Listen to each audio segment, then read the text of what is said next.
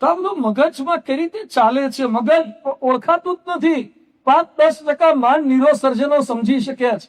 એવું ખતરનાક મગજ છે. કોઈ જીવ માત્ર ને ડાપણનું માન હોય કે મારા જેવો બુદ્ધિશાળી કોઈ નહીં. જા હવે બુદ્ધિશાળી ભાઈ, તને તારું મગજ સમજાતું નથી. પાછો એક લેખ લખતા આવડી ગયો એટલે બુદ્ધિશાળી, એક કવિતા લખતા આવડી ગઈ, એક પ્રવચન કરતા આવડી ગયું, એક કોમેન્ટ કરતા આવડી ગઈ એટલે બુદ્ધિશાળી થઈ ગયો. આ હૃદય જ્યારથી જન્મ્યા ત્યારથી ધબકે છે. જન્મ્યા ત્યારથી નહીં, માતાના ગર્ભમાં આવ્યા ત્યારથી ધબકે છે. દિવસમાં 1 લાખ વાર ધબકે છે.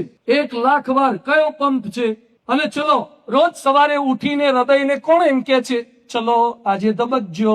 રાત્રે સૂતી વખતે હૃદયને એમ કે છે બંધ ના થઈ જતું, સવારે ચાલુ રહેજે. આ કયા પ્રકારનો ઓર્ડર છે? આપણે કહેતા નથી તો એ સારું કામ કરે છે, અને આપણે કઈ થાકી ગયા તો એવું કામ નથી કરતા.